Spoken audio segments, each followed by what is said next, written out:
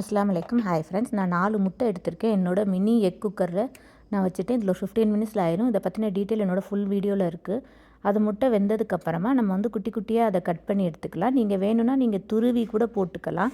நான் வந்து குட்டி குட்டி சங்க்ஸ் வேணும் அப்படின்றனால நான் கட் பண்ணி தான் எடுத்திருக்கேன். இந்த மாதிரி போட்டாலும் நல்லா டேஸ்ட்டாக இருக்கும். முட்டை வந்து ஃப்ரை பண்ணி சாப்பிடும்போது அந்த குட்டி குட்டி சங்க்ஸ் எல்லாம் இருக்கும்ல, அது வாயில் வரும். எப்போவுமே நம்ம வடை பஜ்ஜியே செஞ்சுட்டு இருக்கிறதுக்கு இஃப்தாருக்கு இது மாதிரி நீங்கள் ஒரு தடவை ட்ரை பண்ணலாம். இஃப்தாருக்கு மட்டும் இல்லை, ஈவினிங் ஸ்நாக்கு கூட நீங்கள் டீயோட வச்சு சாப்பிட்லாம். சூப்பராக இருக்கும்.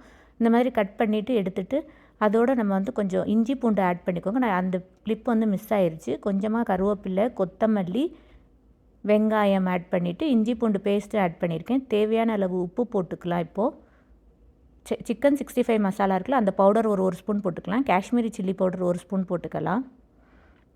சீரகப்பொடி கொஞ்சமாக போட்டுக்கோங்க. கொஞ்சமாக கரம் மசாலா போட்டுக்கலாம். போட்டுட்டு இதை தனியாக வச்சிடலாம். அதுக்கப்புறம் இன்னொரு பவுல் எடுத்து ஒரு முட்டையை உடச்சிக்கோங்க. இதில் வந்து கொஞ்சமாக உப்பும் பெப்பரும் போட்டுக்கலாம். பெப்பர் வேணாட்டி நீங்கள் அவாய்ட் பண்ணிக்கலாம். நான் வந்து வெறும் உப்பு மட்டும்தான் போட்டிருக்கேன்.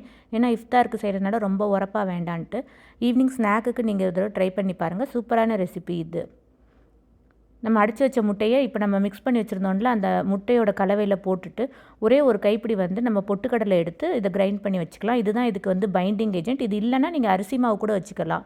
கொஞ்சம் கொஞ்சமாக ஆட் பண்ணிக்கோங்க. ரொம்ப பொட்டுக்கடலை ஆட் பண்ணால் ஹார்ட் ஆயிரும். ஒரு 2-3 ஸ்பூன் மட்டும் ஃபஸ்ட்டு ஆட் பண்ணிவிட்டு மிக்ஸ் பண்ணி பாருங்கள். உங்களுக்கு மிக்ஸ் பண்ண வந்துச்சுன்னா நம்ம வந்து இதிலே நிப்பாட்டிக்கலாம். அப்படி இல்லைன்னா இன்னொரு 2 ஸ்பூன் போட்டுக்கலாம். பாருங்கள், வருது நல்லா. இப்போ இல்லாட்டி கூட நீங்கள் ஒரு 10 மினிட்ஸ் ஃப்ரிட்ஜில் வச்சு எடுத்திங்கன்னா கூட நல்லா கெட்டியாயிரும். குட்டி குட்டியாக உங்களுக்கு என்ன ஷேப்பில் உருண்டை வேணுமோ அது மாதிரி பிடிச்சிட்டு ஒரு 10 நிமிஷம் ஃப்ரிட்ஜில் வச்சா போதும், நல்லா செட் ஆயிரும்.